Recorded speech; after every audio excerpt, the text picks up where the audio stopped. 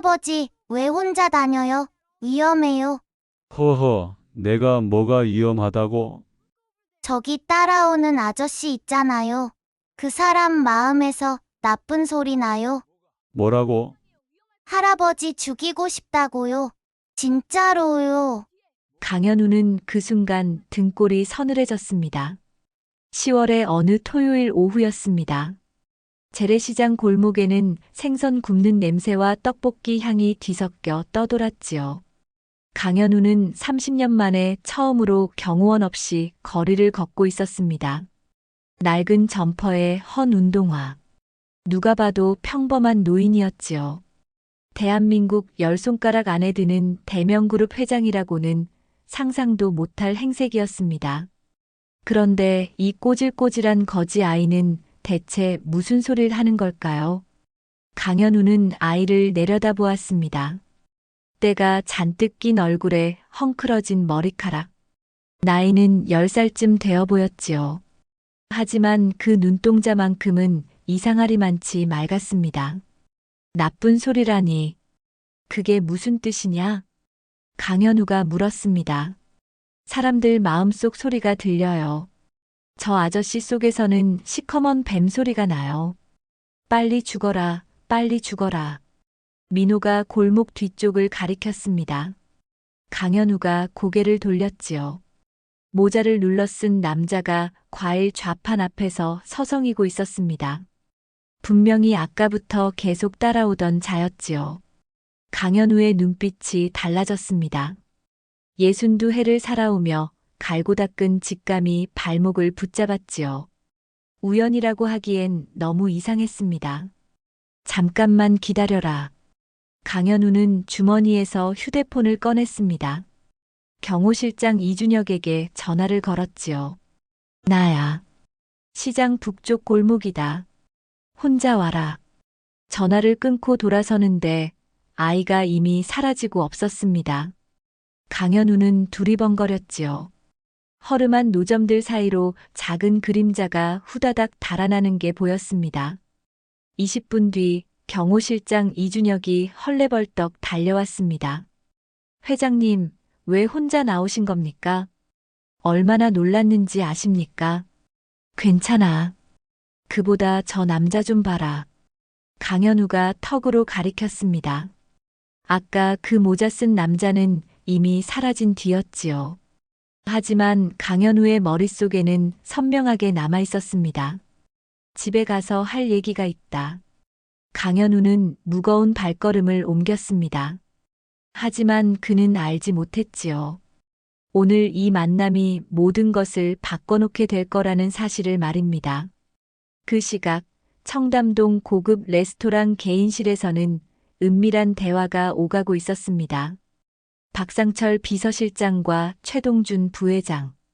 두 남자가 와인잔을 기울이며 마주 앉아 있었지요.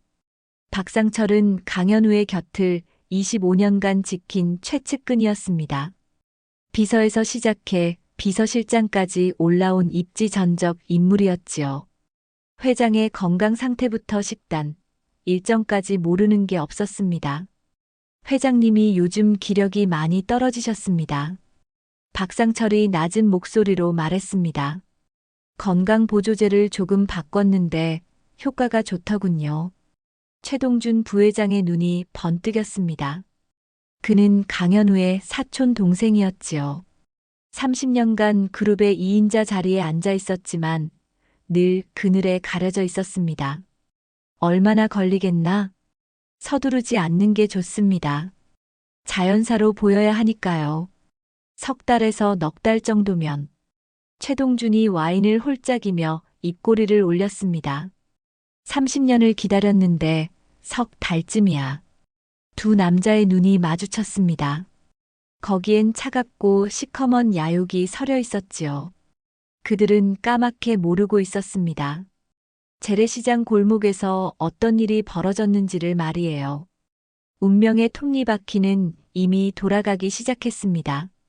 강현우는 집에 돌아와서도 아이의 말이 머릿속을 떠나지 않았습니다. 할아버지 죽이고 싶다고요. 진짜로요. 황당한 소리였지요. 상식적으로 믿을 수가 없었습니다. 거지 아이가 사람의 마음을 읽는다니요. 하지만 가슴 한구석이 이상하게 무거웠습니다. 30년간 수많은 협상과 거래를 해온 사람이었지요. 직감이라는 게 있었습니다. 그리고 그 직감이 자꾸 신호를 보내고 있었어요. 뭔가 이상하다. 뭔가 잘못되어 가고 있다. 강현우는 서재에 홀로 앉아 생각에 잠겼습니다. 요즘 들어 부쩍 피곤했지요. 밥맛도 없고 잠도 잘 오지 않았습니다. 나이 탓이려니 했는데 정말 그뿐일까요? 그때 문이 열리며 박상철이 들어왔습니다. 회장님, 저녁 드시기 전에 영양제 가져왔습니다. 박상철은 늘 그랬듯 공손하게 약을 내밀었습니다. 강현우는 잠시 그 손을 바라보았지요. 고맙네. 자네밖에 없어. 과찬이십니다. 늘 곁에서 모시는 게 제 할 일입니다. 박상철은 허리를 숙여 인사하고 물러났습니다. 강현우는 손에 든 영양제 병을 물끄러미 내려다보았습니다. 그리고는 조용히 서랍 안에 넣어두었지요. 오늘은 먹지 않겠다. 그날 밤 강현우는 깊은 잠을 이루지 못했습니다. 이야기는 3년 전으로 거슬러 올라갑니다. 강현우가 대명그룹을 일으킨 건 30살 때였지요. 맨손으로 시작해 30년 만에 대한민국 10손가락 안에 드는 기업을 만들었습니다. 건설, 유통, 호텔까지 손대는 사업마다 성공이었지요. 사람들은 그를 전설이라 불렀습니다. 하지만 정상에 올라갈수록 외로움은 깊어졌지요.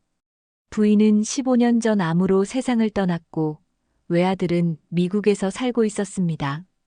곁에 남은 건 직원들 뿐이었지요. 그 중에서도 박상철은 특별했습니다. 25년 전 갓 대학을 졸업한 청년이 비서로 들어왔지요. 성실하고 꼼꼼했습니다.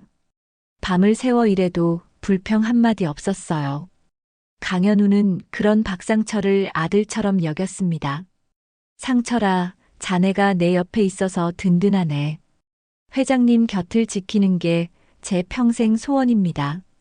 박상철은 늘 그렇게 대답했지요. 강현우는 그 말을 진심으로 믿었습니다. 하지만 사람의 속마음은 겉으로 보이지 않는 법이지요.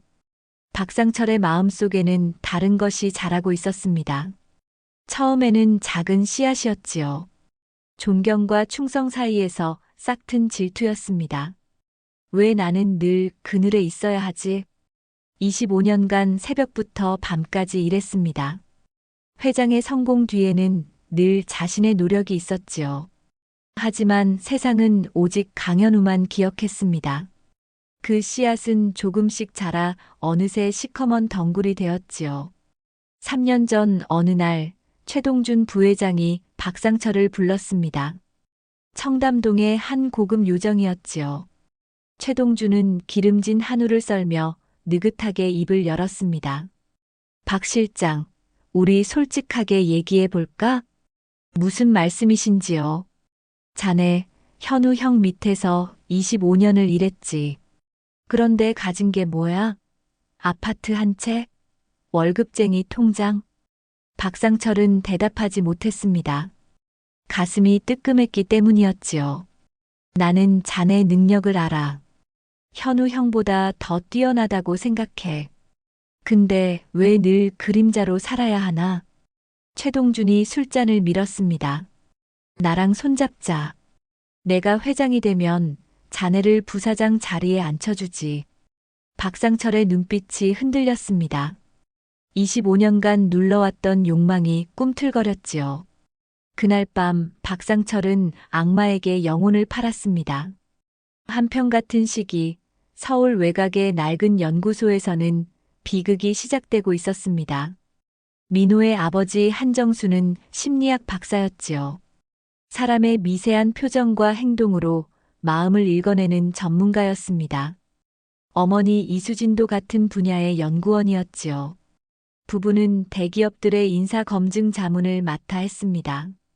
거짓말을 하는 사람, 배신할 사람을 찾아내는 일이었지요. 그러던 어느 날 최동준 부회장이 찾아왔습니다. 박사님, 부탁이 있소. 우리 그룹 임원들 중에 누가 가장 조종하기 쉬운지 알려주시오. 한정수는 고개를 저었지요. 그런 목적으로는 도와드릴 수 없습니다. 최동준의 눈이 차갑게 변했습니다. 거절하면 안 되는데. 박사님, 다시 한번 생각해 보시죠. 협박과 회유가 이어졌지요. 하지만 한정수는 끝까지 거절했습니다. 그리고 한 달 뒤 부부는 흔적도 없이 사라졌습니다. 7살 민호는 그날 밤 옷장 속에 숨어 있었지요. 검은 옷을 입은 사내들이 부모를 끌고 가는 소리를 들었습니다. 조용히 처리해. 아이는 찾아봐. 그 목소리를 민호는 절대 잊을 수 없었지요. 아이는 뒷창문으로 빠져나와 어둠 속을 달렸습니다. 그날 이후로 부모를 다시 보지 못했지요. 경찰에 신고했지만 소용없었습니다. 연고자 없음으로 처리되었지요. 7살짜리가 할 수 있는 일은 아무것도 없었습니다. 민호는 거리로 내몰렸지요. 굶주림과 추위 속에서 3년을 버텼습니다. 그런데 이상한 일이 생겼어요. 어느 순간부터 사람들의 속마음이 소리로 들리기 시작한 것이지요. 처음에는 무서웠습니다. 머릿속이 시끄러워서 미칠 것 같았지요. 하지만 시간이 지나면서 조금씩 적응했습니다. 저 아저씨는 지금 거짓말하고 있어. 저 아줌마는 속으로 남편 욕하고 있네. 그렇게 민호는 사람들의 마음을 읽으며 살아남았지요. 3년이 흘렀습니다. 강현우의 건강은 눈에 띄게 나빠지고 있었지요.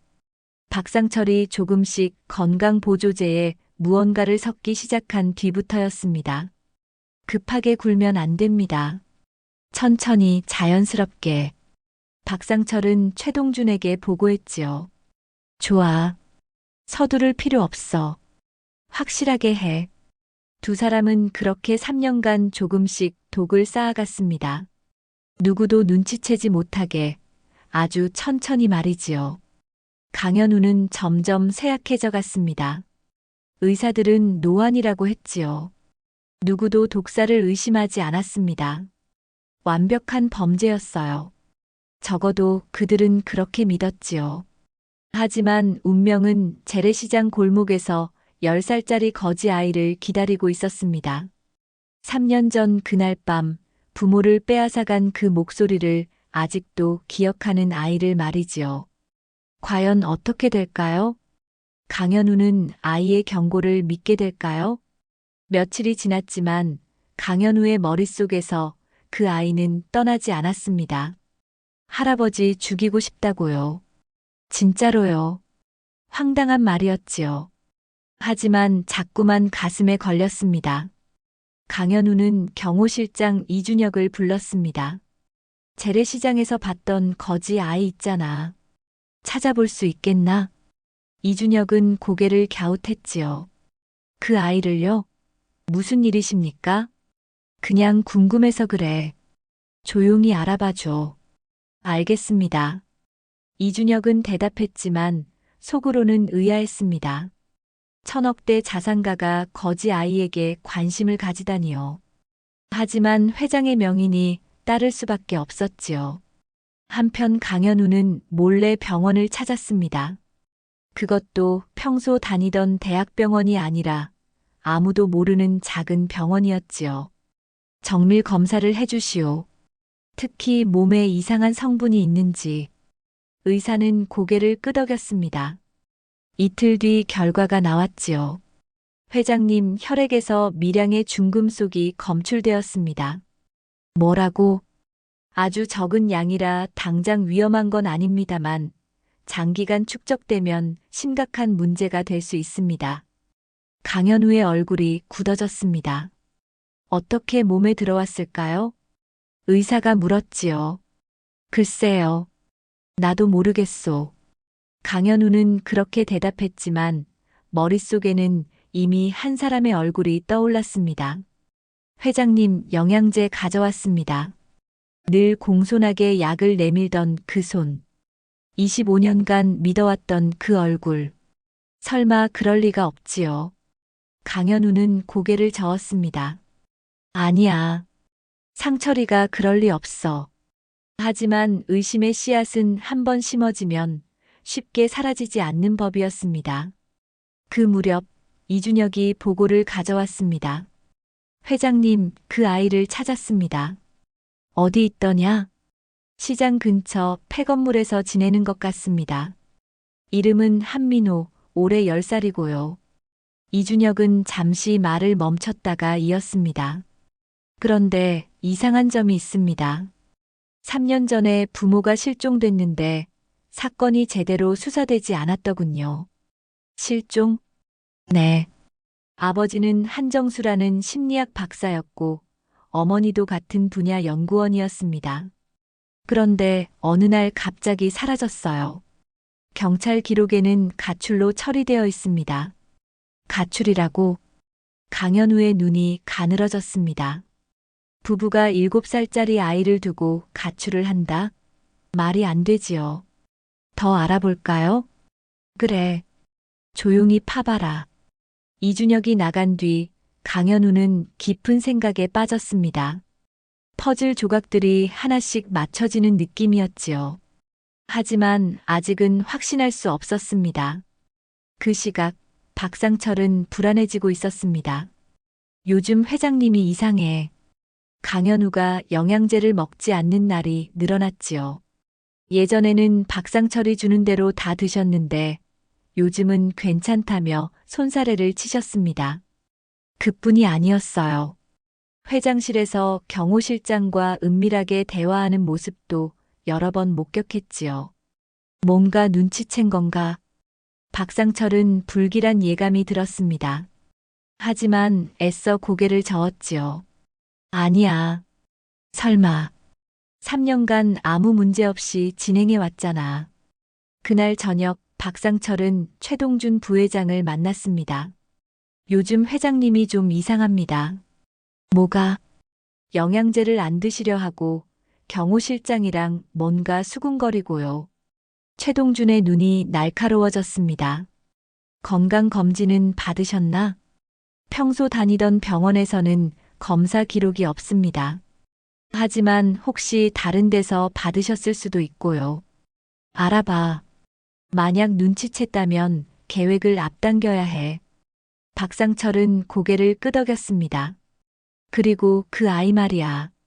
시장에서 회장이 만났다는 거지 꼬마. 네. 알고 있습니다. 최동준이 차갑게 웃었습니다. 그 아이 정체가 뭔지 알아? 글쎄요. 3년 전 우리가 처리한 한정수 박사 있잖아. 그놈 아들이야. 박상철의 얼굴이 하얗게 변했습니다. 그게 정말입니까? 죽은 줄 알았는데 살아있었어. 그것도 하필 회장님이랑 마주치다니. 운도 지지리도 없지. 최동준이 혀를 찼습니다.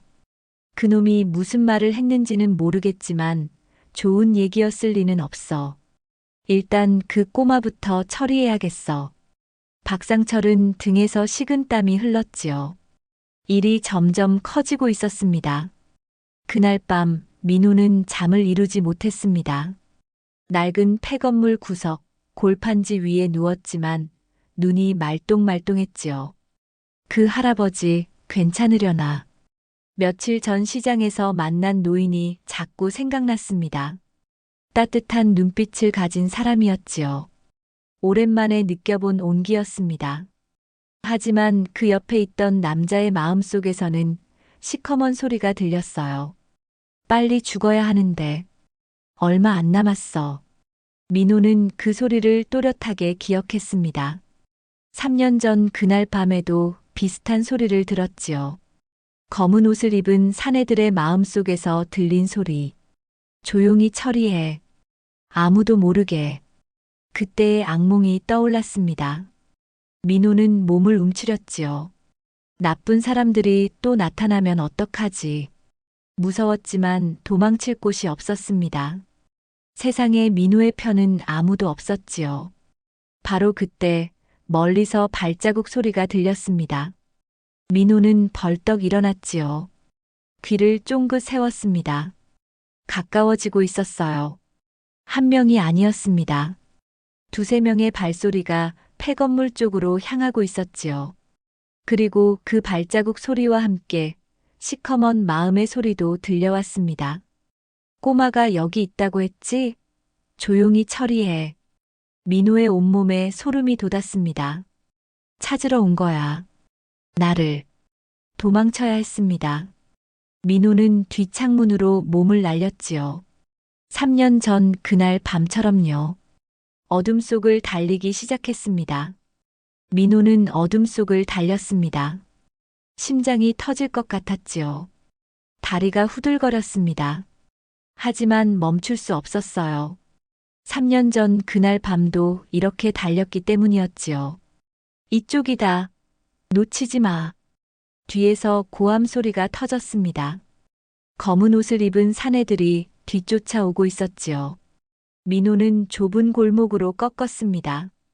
쓰레기통을 넘고 무너진 담장 틈을 빠져나갔지요. 작은 몸이 날렵하게 움직였습니다. 저기다. 발소리가 점점 가까워졌습니다. 민호는 숨이 턱까지 차올랐지요.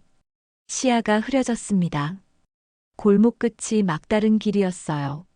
민호는 뒤를 돌아보았습니다. 산의 셋이 천천히 다가오고 있었지요.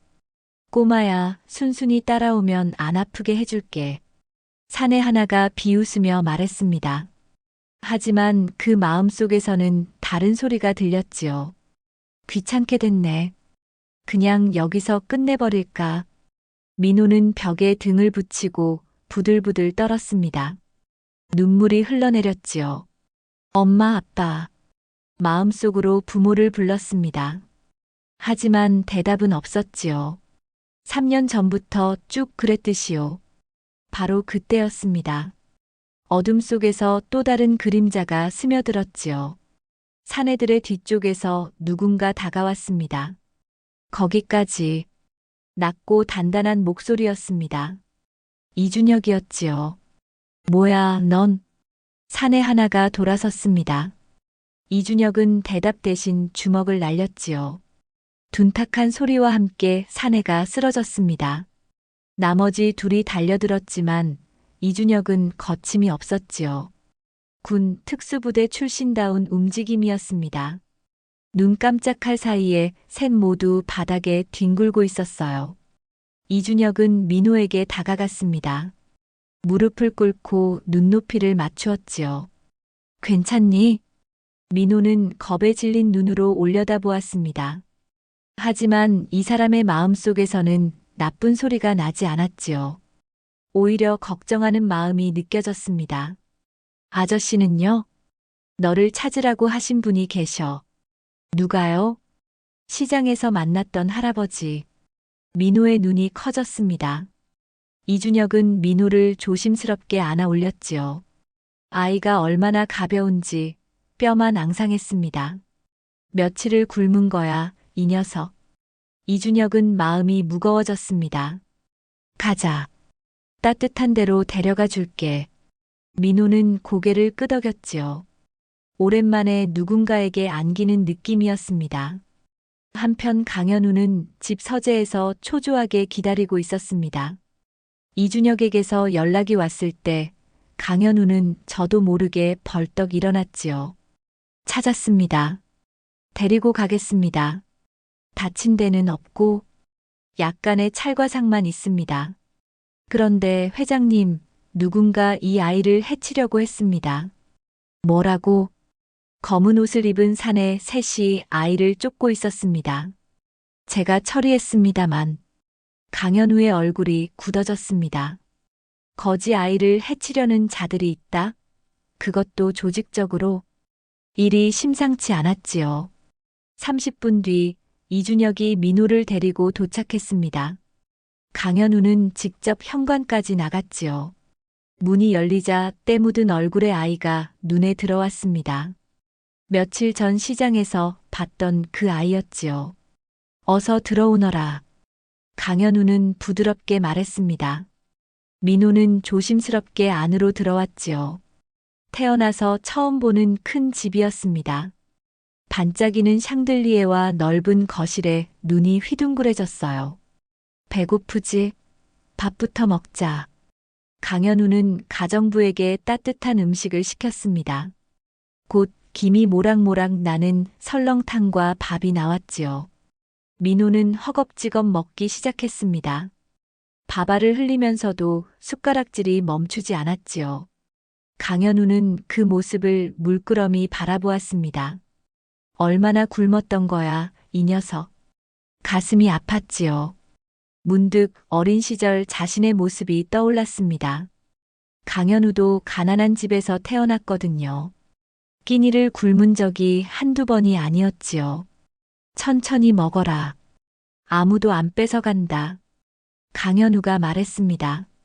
민호는 국물을 후루룩 마시며 고개를 끄덕였지요. 그 맑은 눈에 눈물이 그렁그렁 맺혔습니다. 밥을 다 먹고 나서야 민호는 입을 열었습니다. 고마워요, 할아버지. 고맙긴. 내가 더 일찍 찾았어야 했는데. 강현우는 미안한 마음이 들었지요. 그런데 아까 너를 쫓던 사람들, 누군지 아니? 민호는 고개를 저었습니다. 몰라요. 근데 그 사람들 마음에서요. 3년 전에 들었던 소리랑 똑같았어요. 3년 전, 강현우의 눈이 반짝였습니다. 민호는 잠시 망설이다가 입을 열었지요. 3년 전에요. 나쁜 사람들이 우리 집에 왔어요. 엄마 아빠를 끌고 갔어요. 저는 옷장 속에 숨어 있었어요. 민호의 목소리가 떨렸습니다. 그때 들었던 목소리가 있어요. 조용히 처리해. 아무도 모르게. 그 소리를 절대 못 잊어요. 강현우는 숨을 멈췄습니다. 너 부모님이 어떤 일을 하셨는지 아니? 사람 마음을 읽는 일이요. 거짓말하는 사람 찾아내는 거라고 하셨어요. 그 순간 강현우의 머릿속에서 무언가 연결되었지요. 사람의 마음을 읽는 부모, 그리고 사람의 마음이 들리는 아이. 3년 전 실종된 심리학자 부부, 그들의 아들, 그리고 지금 이 아이를 죽이려는 자들. 이건 우연이 아니었습니다. 민호야, 3년 전 그 사람들 목소리 말이다. 지금도 기억하니? 민호는 고개를 끄덕였지요. 네. 잊으려고 해도 안 잊어져요. 만약 그 목소리를 다시 듣는다면 알아볼 수 있겠니? 민호의 눈이 흔들렸습니다. 하지만 이내 단단해졌지요. 네. 그 소리는 평생 못 잊어요. 강현우는 고개를 끄덕였습니다. 퍼즐 조각이 맞춰지고 있었지요. 하지만 아직 확실한 증거는 없었습니다. 그날 밤 강현우는 이준혁을 따로 불렀습니다. 오늘 그 사내들 말이야. 신원 파악됐나? 네. 그런데 놀라운 게 있습니다. 이준혁이 서류를 내밀었지요. 셋 다 최동준 부회장 쪽 회사 소속입니다. 표면상으로는 보안업체 직원으로 되어 있는데 실제로는 강현우는 서류를 훑어보았습니다. 그리고 한숨을 내쉬었지요. 동준이가 사촌 동생이었습니다. 30년간 그룹의 2인자로 함께 일해온 사람이었지요. 그자가 배우라는 겁니까? 아직 단정 짓긴 이르다. 하지만 강현우는 말끝을 흐렸습니다. 마음 한구석에서 무언가 무너지는 소리가 들렸지요. 혈육을 의심해야 하는 심정이 어떤 건지 말로 설명할 수 없었습니다. 더 파봐라. 3년 전 그 심리학자 부부 실종 사건과 동준이 쪽 연결고리가 있는지 알겠습니다. 이준혁이 나간 뒤 강현우는 창밖을 바라보았습니다. 도심의 불빛이 반짝이고 있었지요. 그 너머로 칠흑 같은 밤이 펼쳐져 있었습니다. 믿었던 사람에게 배신당하는 것. 그것보다 더 쓰라린 일이 세상에 있을까요? 강현우는 눈을 감았습니다. 30년간 일군 것들이 모래성처럼 무너지는 느낌이었지요. 하지만 이대로 당하고 있을 강현우가 아니었습니다. 그는 천천히 눈을 떴지요. 좋아. 끝까지 가보자. 목소리는 낮았지만 그 안에 담긴 의지는 강철처럼 단단했습니다. 한편 최동주는 보고를 받고 테이블을 내리쳤습니다. 셋이서 꼬마 하나를 못 잡았다고? 죄송합니다. 경호원 한 명이 나타나서. 경호원? 최동준의 눈이 번뜩였습니다. 설마 이준혁이야? 그런 것 같습니다. 최동준은 입술을 깨물었지요. 현우 형이 움직이고 있어. 일이 꼬이기 시작했습니다. 최동준은 조바심이 났지요. 더 기다릴 수 없어. 계획을 앞당겨야겠어. 최동준은 박상철에게 전화를 걸었습니다. 상철아, 농도를 높여. 이번 주 안에 끝내야 해. 전화기 너머로 박상철의 목소리가 떨렸습니다. 그건 너무 급합니다. 의심받을 수 있습니다. 그럼 어쩌라고? 이미 눈치챈 것 같다고. 지금 안 하면 우리가 먼저 당해. 잠시 침묵이 흘렀습니다. 알겠습니다. 내일 저녁 식사 때 넣겠습니다. 최동준은 전화를 끊었습니다. 그리고 차갑게 웃었지요. 30년 기다렸는데 이제 며칠이야. 운명의 시계는 점점 빠르게 돌아가고 있었습니다. 다음 날 아침 강현우는 민호와 함께 아침 식사를 했습니다. 따뜻한 된장찌개와 갓 지은 쌀밥. 민호는 어제처럼 허겁지겁 먹지 않았지요. 한 숟가락씩 천천히 음미하듯 먹었습니다. 맛있니? 네. 엄마가 해주던 거랑 비슷해요. 민호의 눈가가 살짝 젖었습니다. 강현우는 가슴이 뭉클해졌지요. 여기서 당분간 지내도 되겠니? 진짜요? 그래. 위험한 사람들이 널 찾고 있으니까. 여기가 안전해. 민호는 고개를 끄덕였습니다. 하지만 금세 걱정스러운 표정을 지었지요. 근데 할아버지도 위험해요. 옆에 있는 그 아저씨요. 비서실장 말이지? 네. 그 아저씨 마음에서 계속 나쁜 소리가 나요. 어떻게 하면 빨리 죽을까, 이런 거요. 강현우는 숟가락을 내려놓았습니다. 그 소리가 확실하니? 네. 저는 거짓말 못해요. 들리는 대로 말하는 거예요. 민호의 눈은 맑고 투명했습니다. 거짓이라고는 찾아볼 수 없었지요. 강현우는 잠시 생각에 잠겼습니다. 그리고 천천히 입을 열었지요. 민호야, 할아버지가 부탁 하나 해도 되겠니? 뭔데요? 내 그 능력으로 할아버지를 좀 도와줘라. 누가 진짜 나쁜 사람인지 찾아내게. 민호는 눈을 동그랗게 떴습니다. 제가요? 그래. 너만 할 수 있는 일이야. 민호는 잠시 망설였습니다. 하지만 곧 고개를 끄덕였지요. 할아버지가 저 살려줬으니까요. 도와줄게요. 강현우는 처음으로 환하게 웃었습니다. 고맙다, 민호야.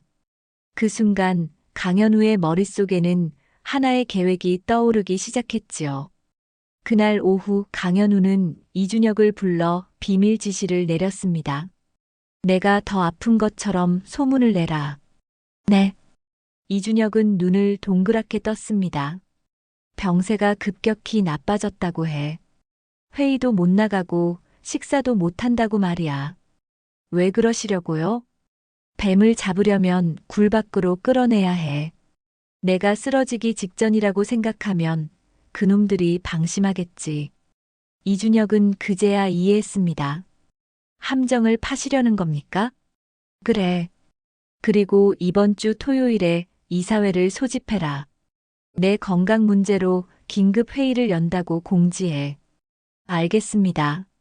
그날부터 강현우는 연기를 시작했습니다. 회사에 나가지 않았지요. 전화도 받지 않았습니다. 집에서 알아누운 것처럼 행동했어요. 박상철이 문병을 왔을 때도 침대에 누워 힘없는 목소리로 대답했지요. 회장님, 괜찮으십니까? 기력이 없구나. 요즘 들어 부쩍 힘들어. 제가 정성껏 모시겠습니다. 영양제도 더 챙겨드리겠습니다. 고맙네, 상철아. 역시 자네밖에 없어. 박상철은 허리를 숙였습니다. 그 입꼬리가 살짝 올라갔지요. 속으로는 쾌재를 불렀습니다. 드디어 약이 듣기 시작했군. 이번 주면 끝이야. 하지만 그는 몰랐지요. 민호가 바로 옆방에서 그 마음의 소리를 듣고 있다는 사실을 말입니다. 박상철이 돌아간 뒤 민호가 강현우에게 달려왔습니다. 할아버지, 그 아저씨요. 응, 뭐라고 하던? 드디어 약이 듣기 시작했다고요. 이번 주면 끝이래요. 강현우의 눈이 번뜩였습니다. 그래. 잘했다, 민호야. 강현우는 주먹을 불끈 쥐었지요. 이제 확실해졌습니다. 상철이가 맞았어. 25년을 믿었던 사람이었습니다. 아들처럼 여겼던 사람이었지요. 그런 자가 자신을 죽이려 하다니. 가슴이 칼로 베이는 것 같았습니다. 하지만 강현우는 감정을 누르고 냉정하게 생각했지요. 아직 끝난 게 아니야. 배우까지 다 잡아야 해. 한편 이준혁은 비밀리에 증거를 모으고 있었습니다. 박상철의 통화 기록, 계좌 내역, 동선 추적. 하나하나 퍼즐 조각이 맞춰졌지요. 그리고 결정적인 증거를 찾아냈습니다. 회장님, 이것 좀 보십시오. 이준혁이 내민 서류에는 충격적인 내용이 담겨 있었지요. 뭐야, 이게? 3년 전 한정수 박사 부부 실종 사건 당시 최동준 부회장의 일정입니다. 그날 밤 부회장은 공식적으로는 해외 출장 중이었습니다. 그런데 출입국 기록에는 그날 국내에 있었습니다. 그리고 부부가 실종된 연구소 근처 CCTV에 부회장 차량이 찍혔습니다. 강현우는 입술을 깨물었습니다. 동준이가 그 부부를 죽인 거야? 정황상 그렇습니다. 아마 민호 부모님이 무언가 알게 됐거나 협조를 거부했거나. 강현우는 이를 갈았지요. 3년 전부터 이미 노리고 있었군. 모든 것이 명확해졌습니다. 최동준과 박상철의 음모, 3년간 천천히 진행된 독살 계획, 그리고 민호 부모의 죽음까지. 이준혁은 조심스럽게 물었습니다. 경찰에 신고하시겠습니까? 강현우는 고개를 저었습니다. 아직 안 돼. 증거가 정황뿐이야. 저놈들이 직접 덫에 걸려들게 만들어야 해. 어떻게 하실 겁니까? 토요일 이사회. 거기서 끝을 보겠다. 강현우의 눈에 서늘한 빛이 감돌았습니다. 30년간 수많은 협상과 거래를 해왔지요. 적을 무너뜨리는 법을 누구보다 잘 알았습니다. 사냥꾼이 사냥감을 노리는 눈빛이었습니다. 그 시각, 최동준은 승리를 확신하고 있었습니다. 현우 형이 쓰러지기 직전이래. 이번 주가 고비라더군. 박상철의 보고에 최동준은 흡족한 미소를 지었지요. 잘 됐군. 토요일 이사회에서 확인 사살하지. 확인 사살이요? 건강상의 이유로 회장직 사퇴를 권고하는 거야. 이사들한테 미리 손을 써놨어. 과반수 찬성은 따놓은 당상이지. 최동준은 와인을 홀짝였습니다. 30년 동안 형 밑에서 2인자로 살았어. 이제 드디어 내 차례야. 그 눈에는 광기 어린 야망이 타오르고 있었지요. 하지만 그는 몰랐습니다. 자신이 덫에 걸려들고 있다는 사실을 말이에요. 토요일이 다가오고 있었습니다. 운명의 날이었지요. 민호는 그날 밤 강현우의 방으로 찾아왔습니다. 할아버지, 무서워요. 왜? 나쁜 사람들 마음에서 점점 더 시커먼 소리가 나요. 토요일에 뭔가 무서운 일이 일어날 것 같아요. 강현우는 민호의 손을 잡았습니다. 걱정 마라. 할아버지가 다 막을 거야. 진짜요? 그래. 너만 믿어라. 민호는 고개를 끄덕였지요. 알았어요. 할아버지 믿을게요. 강현우는 민호의 머리를 쓰다듬었습니다. 그리고 속으로 다짐했지요. 반드시 저놈들을 무너뜨리겠다. 이 아이의 부모 원수까지 갚아주마. 창밖으로 도시의 불빛이 반짝였습니다. 폭풍 전야의 고요함이었지요. 토요일까지 이틀 남았습니다. 과연 어떤 결말이 기다리고 있을까요? 토요일 아침이 밝았습니다. 하늘은 맑았지요. 가을 햇살이 창문으로 쏟아져 들어왔습니다. 강현우는 일찍 일어나 거울 앞에 섰지요. 거울 속 얼굴은 일부러 헬쑥하게 만들어 놓았습니다. 며칠간 식사를 줄이고 화장으로 안색을 창백하게 연출했지요. 완벽해. 누가 봐도 중병 환자야. 강현우는 고개를 끄덕였습니다. 오늘이 마지막 승부였지요. 30년간 쌓아온 모든 것을 건 한판이었습니다. 민호가 문을 열고 들어왔습니다. 할아버지, 잘 잤어요? 그래. 너는? 저도요. 근데 오늘 정말 괜찮을 거예요? 민호의 눈에 걱정이 가득했지요. 강현우는 무릎을 꿇고 민호와 눈높이를 맞추었습니다. 민호야, 오늘 할아버지가 중요한 일을 하러 가. 알아요. 나쁜 사람들 잡으러 가는 거잖아요. 그래. 내 부모님 원수도 갚을 거야. 민호의 눈이 반짝였습니다. 진짜요? 약속한다. 오늘 다 끝낼 거야. 강현우는 민호를 꼭 안아주었지요. 민호는 작은 목소리로 말했습니다. 할아버지, 조심해요. 그 사람들 마음에서 아주 시커먼 소리가 나요. 정말 무서운 사람들이에요. 알아. 하지만 할아버지도 만만치 않단다. 강현우는 씩 웃었지요. 민호도 따라 웃었습니다. 그 순간 두 사람 사이에 무언가 단단한 유대가 느껴졌지요. 핏줄보다 진한 인연이었습니다. 오전 10시 대명그룹 본사 건물. 고층 빌딩이 하늘을 찌를 듯 솟아 있었지요. 강현우가 30년간 일군 제국이었습니다. 이사회 회의실은 25층에 있었지요. 넓은 회의실에 12명의 이사들이 자리를 잡았습니다. 최동주는 벌써 와서 기다리고 있었지요. 그 옆에는 박상철도 서 있었습니다. 오늘이 마지막이야. 최동주는 속으로 쾌재를 불렀지요. 현우 형이 쓰러지기 직전이래. 이사들 과반수는 이미 내 편이야. 사퇴 권고안이 통과되면 끝이지. 그 순간 회의실 문이 열렸습니다. 강현우가 들어섰지요. 휠체어를 타고 있었습니다. 얼굴은 창백했고 눈은 힘없이 풀려 있었지요. 누가 봐도 중병 환자였습니다. 이사들 사이에서 수군거림이 터져 나왔지요. 회장님, 저렇게까지 편찮으셨나? 소문은 들었지만 이 정도일 줄은. 최동주는 입꼬리를 올렸습니다. 완벽해. 저 꼴로는 회장직을 유지할 수 없어. 강현우는 휠체어를 밀며 천천히 자리에 앉았습니다. 그리고 힘없는 목소리로 말했지요. 다들 오느라 수고했네. 건강이 안 좋아서 오래 앉아있긴 힘들겠지만 시작하지. 이사회가 개회되었습니다. 안건은 단 하나. 대명그룹의 미래에 대한 논의였지요. 최동준이 먼저 입을 열었습니다. 존경하는 이사님들, 그리고 회장님. 오늘 제가 이 자리에 선 건 그룹의 미래를 위해서입니다. 최동준은 준비한 대로 말을 이어갔지요.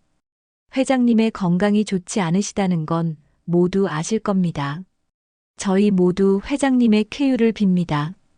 하지만 기업 경영은 멈출 수 없습니다. 고개를 끄덕이는 이사들이 보였습니다.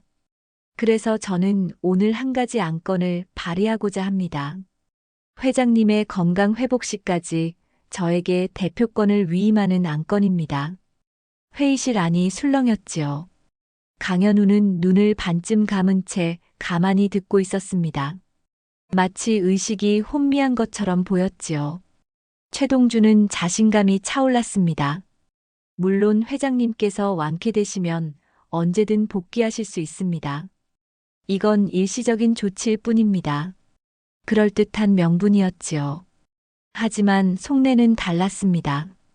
일단 권력을 잡으면 다시 내놓지 않을 작정이었어요. 이사 몇 명이 서로 눈치를 보았습니다. 최동준과 미리 손을 잡은 자들이었지요. 찬성합니다. 그룹의 안정을 위해 필요한 조치라고 봅니다. 저도 찬성입니다. 한 명씩 손을 들기 시작했지요. 분위기가 기울고 있었습니다. 최동준의 미소가 점점 짙어졌습니다. 승리가 눈앞이야. 바로 그때였습니다. 잠깐. 힘없던 강현우의 목소리가 갑자기 또렷해졌지요. 모든 시선이 회장 쪽으로 쏠렸습니다. 투표 전에 내가 먼저 할 말이 있네. 강현우가 천천히 몸을 일으켰습니다. 휠체어에서 벌떡 일어선 것이지요. 이사들의 눈이 휘둥그레졌습니다. 최동준의 얼굴이 굳어졌지요. 회장님? 강현우는 휠체어를 밀쳐냈습니다. 그리고 당당하게 섰지요. 굽어있던 등이 펴지고 희미하던 눈빛이 날카롭게 빛났습니다. 그게 어찌된? 최동준이 더듬거렸습니다. 강현우가 입을 열었지요. 내가 왜 오늘 이 자리를 마련했는지 아나? 무슨 뱀을 잡으려면 굴 밖으로 끌어내야 하거든. 강현우의 목소리가 회의실에 울려 퍼졌습니다. 차갑고 날카로웠지요. 자네들, 내가 죽기만 기다렸지? 3년 동안 조금씩 독을 먹이면서 말이야.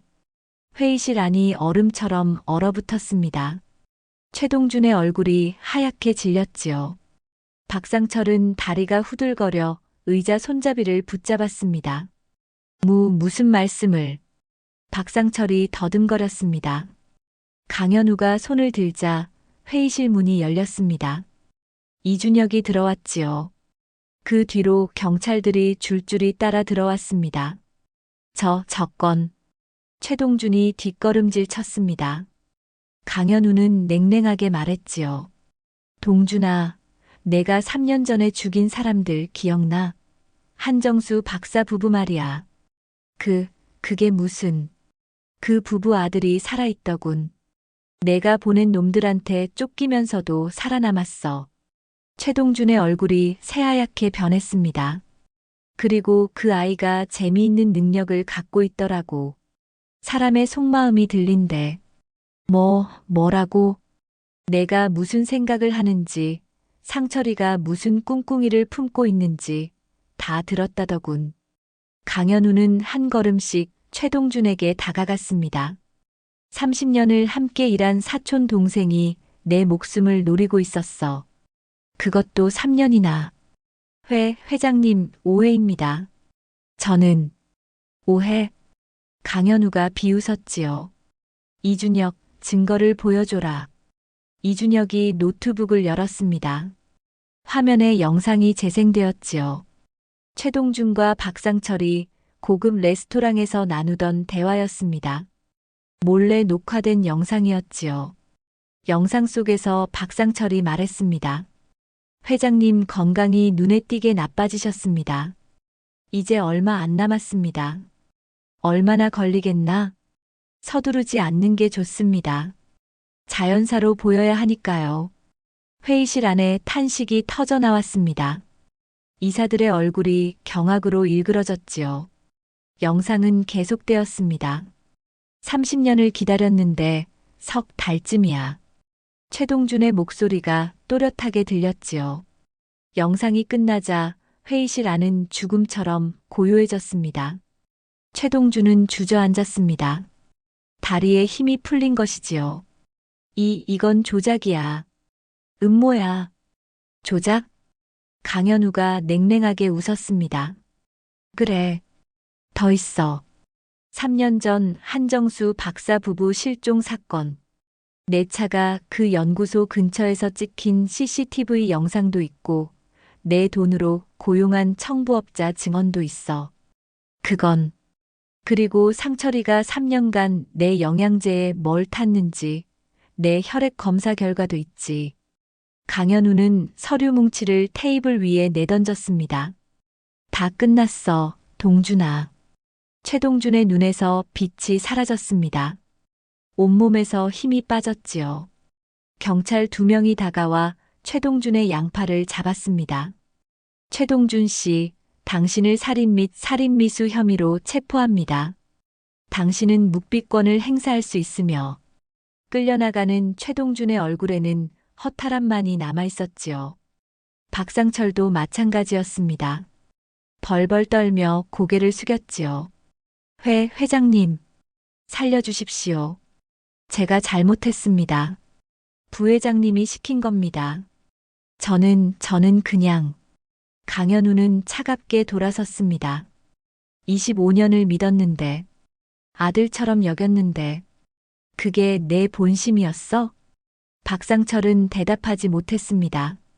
경찰이 수갑을 채우는 동안에도 그는 바닥만 바라보았지요.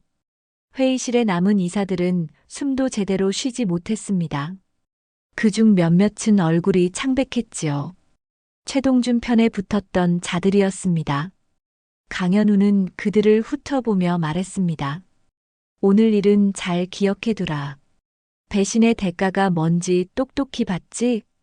이사들이 고개를 숙였습니다. 이사회는 속개한다.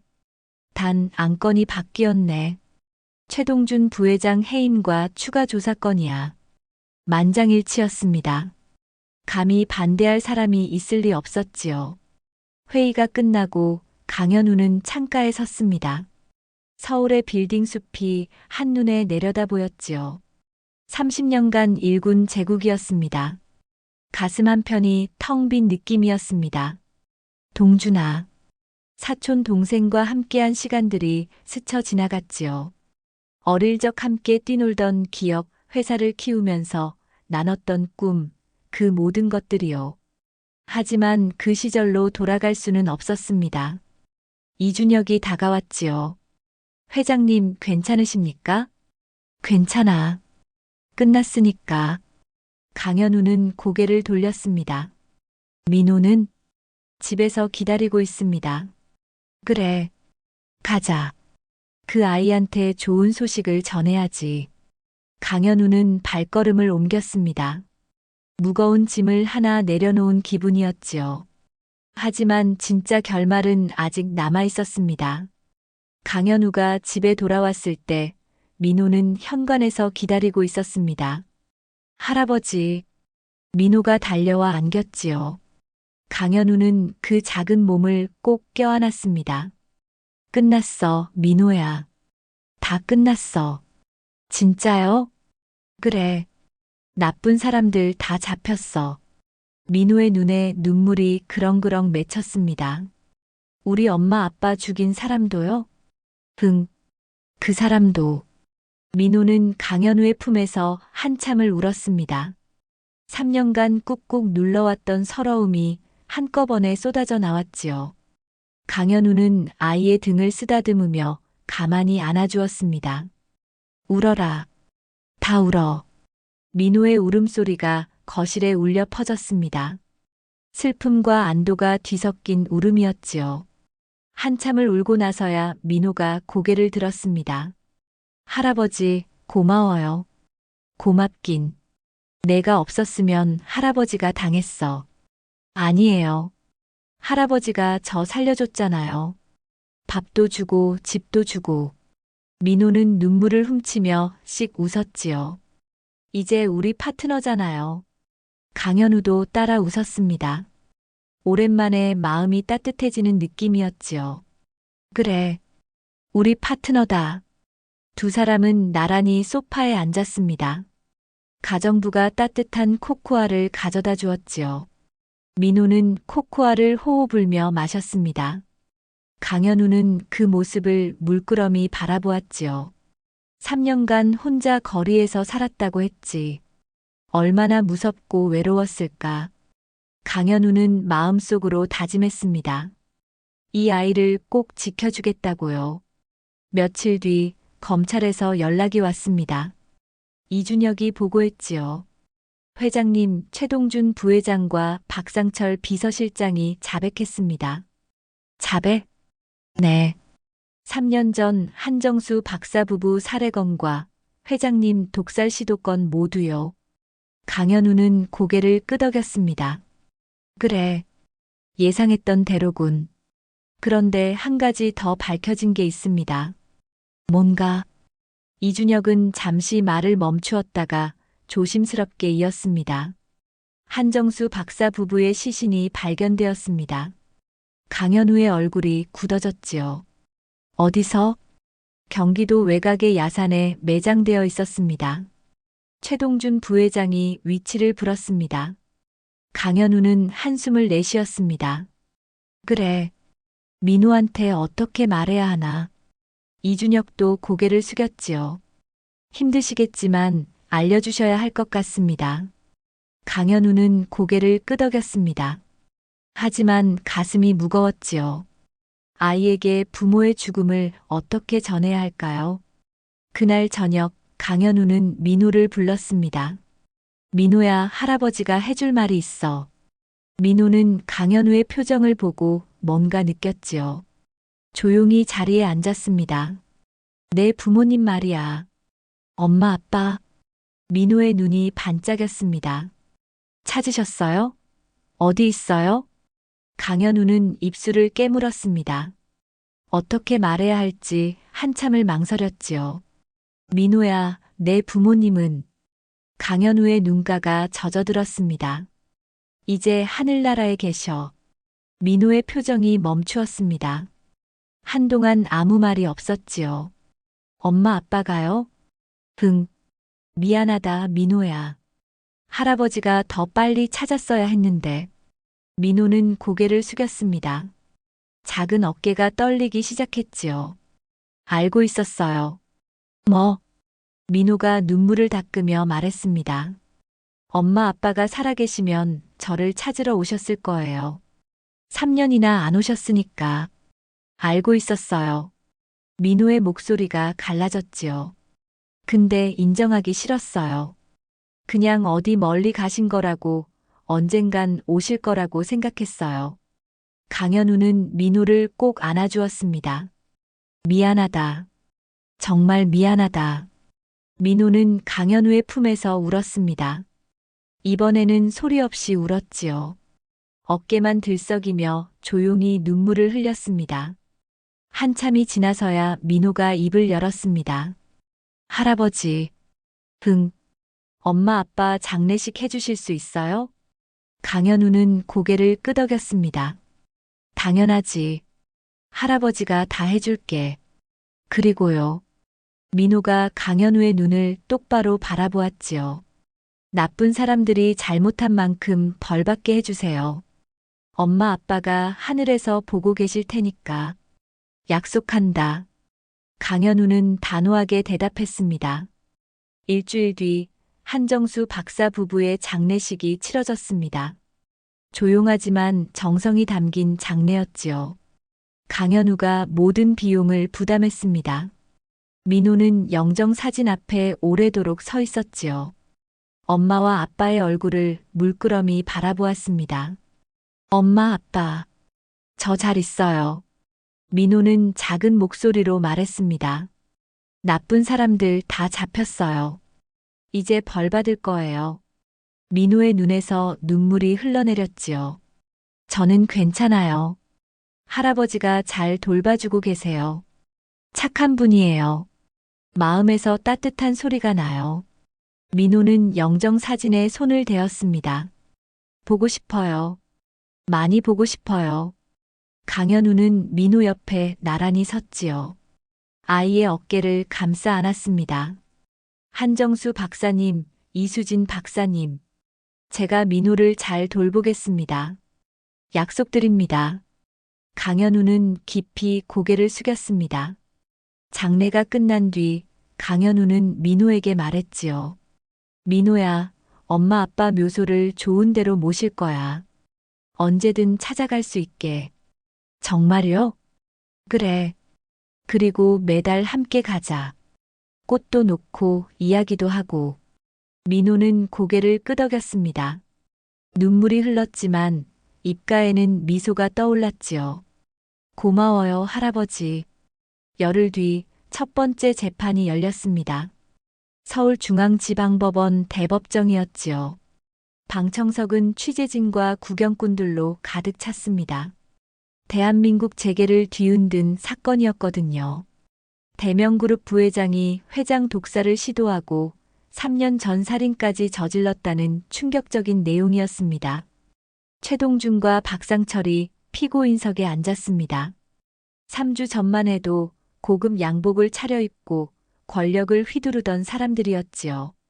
지금은 수인복을 입고 고개를 숙인 채 앉아 있었습니다. 재판장이 입을 열었습니다. 피고인 최동준.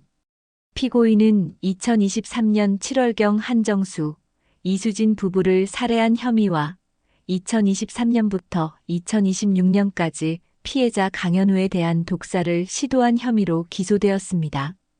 혐의를 인정합니까? 최동준은 고개를 떨구었습니다. 한참이 지나서야 입을 열었지요. 인정합니다. 방청석에서 술렁임이 일었습니다.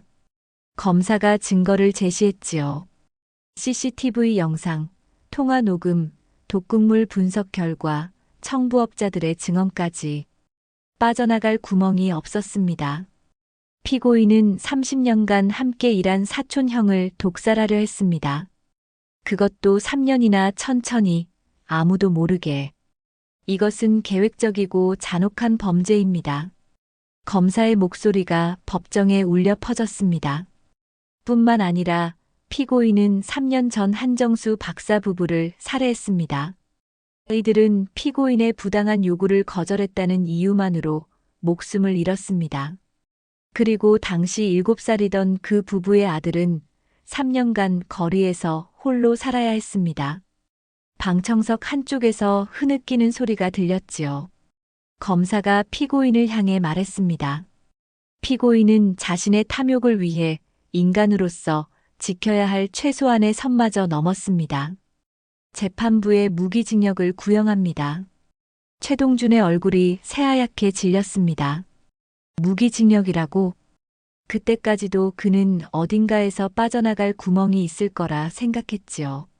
하지만 현실은 냉혹했습니다. 다음은 박상철 차례였습니다. 피고인 박상철.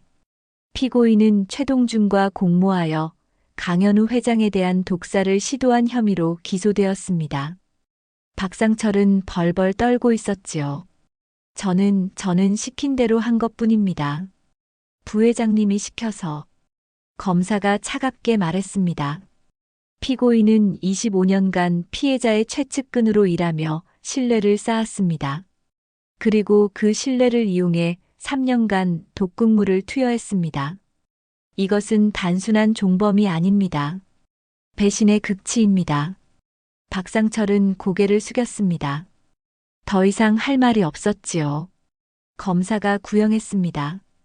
피고인 박상철에 대해 징역 25년을 구형합니다. 박상철의 몸이 휘청거렸습니다. 25년. 그 세월이 끝나면 70대가 넘어 있겠지요. 인생이 끝나는 것이나 다름없었습니다. 강현우는 방청석에서 그 모습을 지켜보았습니다. 상철아. 25년 전 처음 만났던 날이 떠올랐지요. 패기 넘치던 청년이었습니다. 어느 순간부터 저렇게 변한 걸까요? 강현우는 고개를 저었습니다. 이미 지나간 일이었지요. 옆에 앉은 민호가 강현우의 손을 잡았습니다. 할아버지, 괜찮아요? 괜찮아. 끝났으니까. 강현우는 민호의 손을 꼭 쥐었지요. 재판이 끝나고 강현우와 민호는 법원을 빠져나왔습니다. 취재진이 몰려들었지요. 회장님, 오늘 재판에 대해 한 말씀 해주십시오. 최동준 부회장에게 하실 말씀 있으십니까? 강현우는 걸음을 멈추고 마이크 앞에 섰습니다. 오늘 이 자리에서 정의가 실현되기 시작했습니다.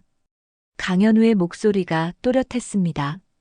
배신의 대가가 무엇인지 오늘 우리 모두가 보았습니다. 30년간 쌓아온 신뢰를 배신한 자들은 결국 이 자리에 서게 되었습니다. 기자들이 정신없이 카메라를 눌러댔지요. 그리고 오늘 이 자리에는 특별한 아이가 함께 있습니다. 강현우가 민호를 앞으로 이끌었습니다. 민호는 움찔했지만 강현우의 손을 잡고 섰지요. 이 아이의 부모님은 3년 전 이 범죄자들에게 목숨을 잃었습니다. 7살짜리가 3년간 혼자 거리에서 살아야 했습니다. 기자들 사이에서 탄식이 터져 나왔습니다. 하지만 이 아이는 포기하지 않았습니다. 그리고 결국 자신의 부모님 원수를 잡는데 결정적인 역할을 했습니다. 강현우가 민호의 어깨를 감싸 안았지요. 저는 앞으로 이 아이를 가족으로 맞이할 것입니다. 법적으로도 마음으로도요. 민호가 고개를 들어 강현우를 올려다보았습니다. 할아버지, 괜찮지? 민호는 고개를 끄덕였지요. 눈물이 볼을 타고 흘러내렸습니다. 기자들이 다시 질문을 쏟아냈지만 강현우는 손을 들어 제지했습니다. 오늘은 여기까지입니다. 감사합니다. 강현우와 민호는 경호원들의 호의를 받으며 법원을 빠져나왔지요. 차에 오르자 민호가 물었습니다. 할아버지, 아까 한 말 진짜예요? 응, 뭐가? 저를 가족으로 맞이하신다고요. 강현우는 민호의 머리를 쓰다듬었습니다. 당연히 진짜지. 할아버지 말 못 믿어? 아니요. 그냥. 민호는 고개를 숙였지요. 아무도 저를 원하지 않았거든요. 3년 동안요. 강현우의 가슴이 아렸습니다. 미안하다, 민호야. 그동안 너무 힘들었지. 괜찮아요. 민호가 고개를 들었습니다. 맑은 눈동자가 반짝이고 있었지요. 이제는 할아버지가 있으니까요. 강현우는 민호를 꼭 안아주었습니다. 그래. 이제 할아버지가 있어. 영원히. 차창 밖으로 가을 하늘이 펼쳐졌습니다. 맑고 높았지요. 긴 터널을 지나 마침내 빛을 만난 느낌이었습니다. 한 달 뒤 최종 판결이 내려졌습니다. 피고인 최동준, 무기징역. 피고인 박상철, 징역 22년. 법정에서 선고가 울려 퍼졌지요. 최동준은 고개를 숙인 채 아무 말도 하지 않았습니다. 30년간 노렸던 꿈이 산산조각 난 것이지요. 박상철은 주저앉아 통곡했습니다. 살려주십시오, 회장님. 제발. 하지만 강현우는 돌아보지 않았습니다. 기회는 이미 지나갔어. 스스로 선택한 거야. 냉정한 한마디였지요. 하지만 그것이 진실이었습니다. 재판이 끝나고 강현우는 민호와 함께 부모님 묘소를 찾았습니다. 양지바른 언덕 위에 나란히 2개의 비석이 서 있었지요. 한정수 박사, 이수진 연구원. 민호는 비석 앞에 꽃을 놓았습니다. 엄마, 아빠. 다 끝났어요. 민호의 목소리가 맑았습니다. 나쁜 사람들 감옥 갔어요. 평생 못 나와요. 가을바람이 불어왔지요. 민호의 머리카락을 살랑살랑 흔들었습니다. 저는 잘 지내고 있어요. 할아버지가 정말 잘해주세요. 민호는 강현우를 돌아보았습니다. 강현우가 따뜻하게 웃어주었지요. 할아버지가 엄마 아빠 대신 저를 돌봐주시겠대요. 가족이 되기로 했어요. 민호의 눈에 눈물이 고였습니다. 그러니까 걱정 마세요. 저 이제 혼자 아니에요.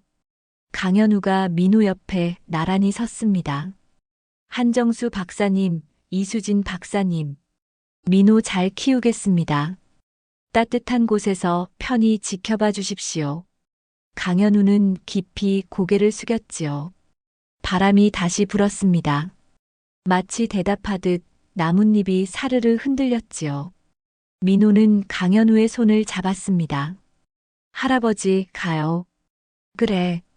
가자. 2사람은 나란히 언덕을 내려왔습니다. 하늘은 맑고 높았지요. 어딘가에서 새가 지저귀는 소리가 들려왔습니다. 모든 것이 끝났습니다. 아니, 어쩌면 새로운 시작이었지요. 1년이 흘렀습니다. 사계절이 한 바퀴 돌았지요. 많은 것이 변했습니다. 강현우는 63이 되었습니다. 하지만 1년 전보다 오히려 건강해 보였지요. 얼굴에 핏기가 돌고 눈빛도 맑아졌습니다. 독소가 몸에서 빠져나갔기 때문이기도 했지만 진짜 이유는 따로 있었지요. 할아버지, 일어나세요. 아침이에요. 민호가 방문을 열고 뛰어들어왔습니다. 강현우는 눈을 비비며 일어났지요. 벌써 아침이야? 네. 오늘 제 입학식이잖아요. 잊었어요? 강현우는 퍼뜩 정신이 들었습니다. 맞다, 입학식. 민호는 이제 11살이었습니다. 오늘은 초등학교 4학년 편입 첫날이었지요. 3년간 학교를 다니지 못했던 민호가 드디어 교실로 돌아가는 날이었습니다. 강현우는 서둘러 준비했습니다. 1시간 뒤 두 사람은 학교 정문 앞에 섰습니다. 새로 지은 가방, 깨끗한 교복. 민호는 1년 전과는 완전히 달라져 있었지요. 때 묻은 거지 아이는 어디에도 없었습니다. 말쑥하고 건강한 소년이 서 있었습니다. 긴장되니? 강현우가 물었습니다. 조금요. 민호가 솔직하게 대답했지요. 친구들이 저를 이상하게 볼까 봐요. 3년이나 학교 안 다녔으니까.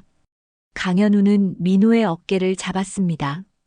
민호야, 넌 특별한 아이야. 혼자서 3년을 버텼잖아. 그런 내가 학교 생활 못할 리가 있어? 민호는 고개를 끄덕였습니다. 그리고 말이야.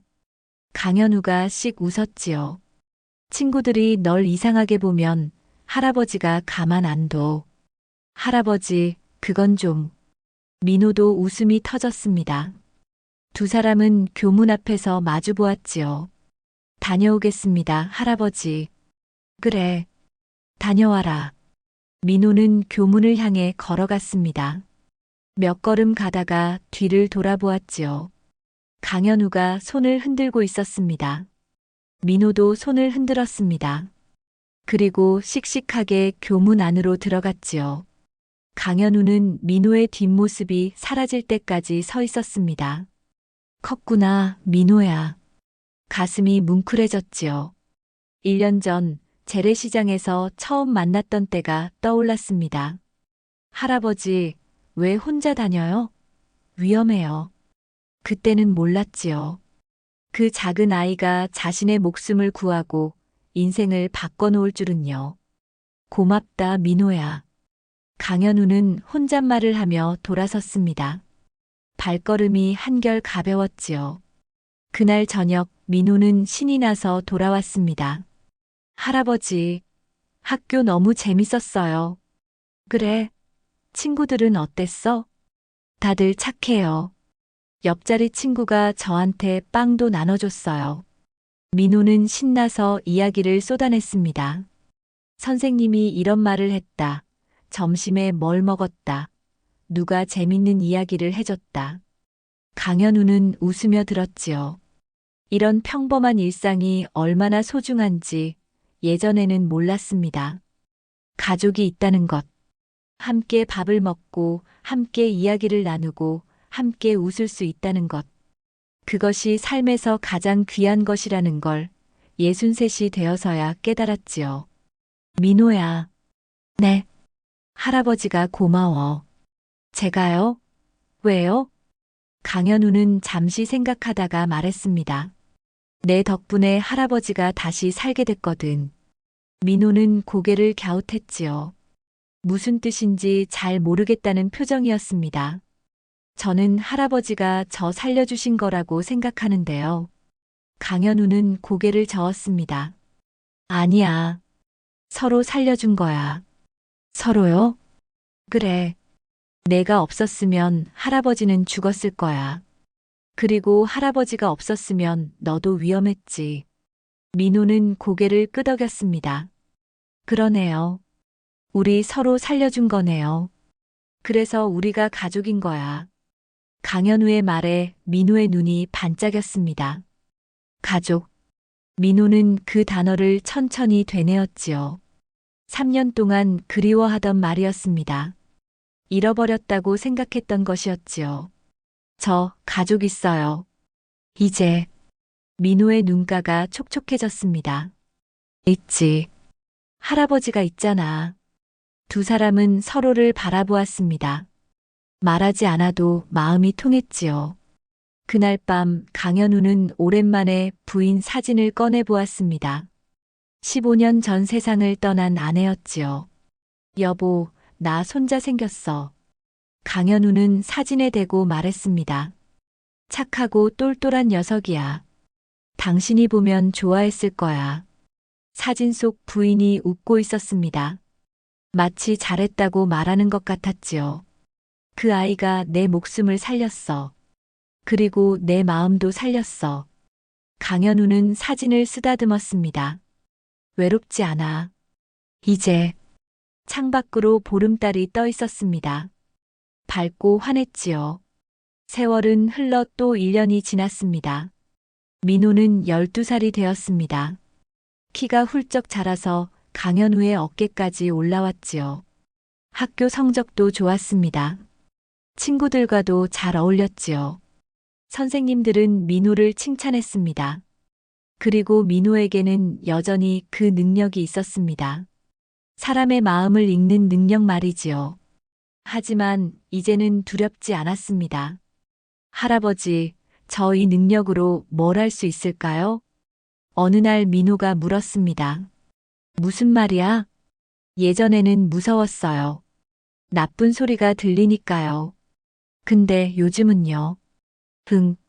좋은 소리도 많이 들려요. 사람들이 서로 좋아하는 마음, 고마워하는 마음, 그런 거요. 강현우는 빙그레 웃었습니다. 그래. 세상에는 나쁜 사람만 있는 게 아니거든. 저도 알았어요. 그래서요, 저 커서 이 능력으로 좋은 일 하고 싶어요. 좋은 일? 네. 우리 엄마 아빠처럼요. 사람들 마음을 읽어서 힘든 사람 도와주고 나쁜 사람 찾아내고요. 강현우의 눈이 반짝였습니다. 좋은 생각이구나. 그래서요, 저 열심히 공부할 거예요. 심리학 박사가 되고 싶어요. 엄마 아빠처럼요. 민호의 눈이 빛나고 있었습니다. 3년 전 시장에서 만났던 거지 아이가 아니었지요. 꿈을 가진 당당한 소년이었습니다. 강현우는 민호의 머리를 쓰다듬었습니다. 내 부모님이 하늘에서 보고 계실 거야. 아들 많이 자랑스러워 하실 거야. 그럴까요? 당연하지. 민호는 활짝 웃었습니다. 그 웃음이 참 밝았지요. 어느 가을 오후였습니다. 강현우와 민호는 다시 재래시장을 찾았습니다. 2년 전 처음 만났던 그 시장이었지요. 할아버지, 여기 기억나요? 그럼. 내가 갑자기 나타나서 날 막아섰잖아. 민호가 웃었습니다. 할아버지, 왜 혼자 다녀요? 위험해요. 그랬죠? 그래. 그리고 저 아저씨 믿지 마세요. 시커먼 소리가 나요. 그랬지. 그때 할아버지가 저를 무서워할 줄 알았어요. 무서워하긴.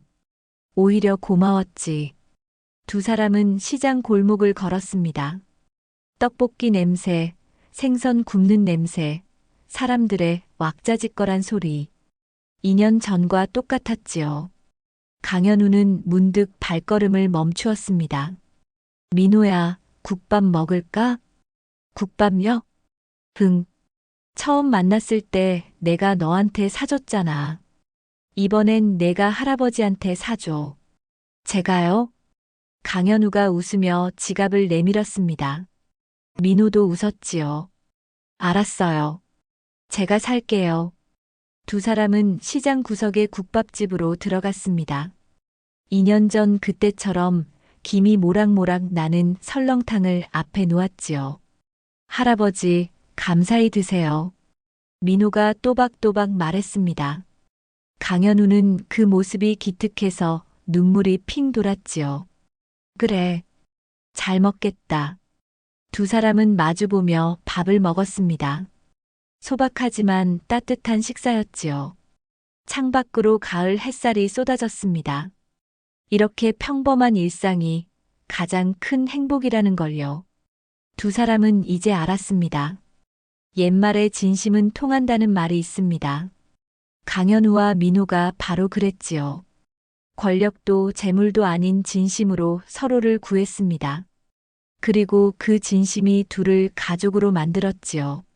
세상에는 나쁜 사람도 있지만 좋은 사람도 있습니다.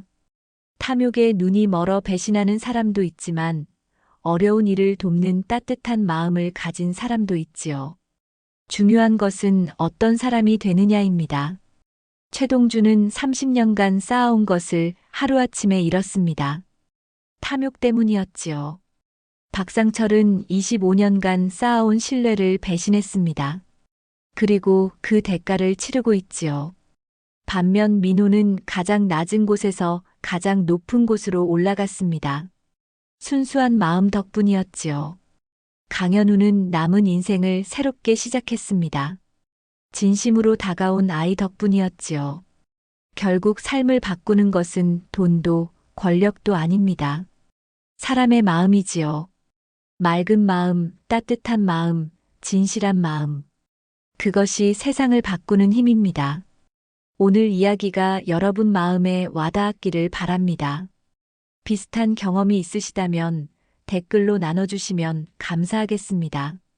구독과 좋아요, 댓글 하나하나가 큰 응원이 됩니다.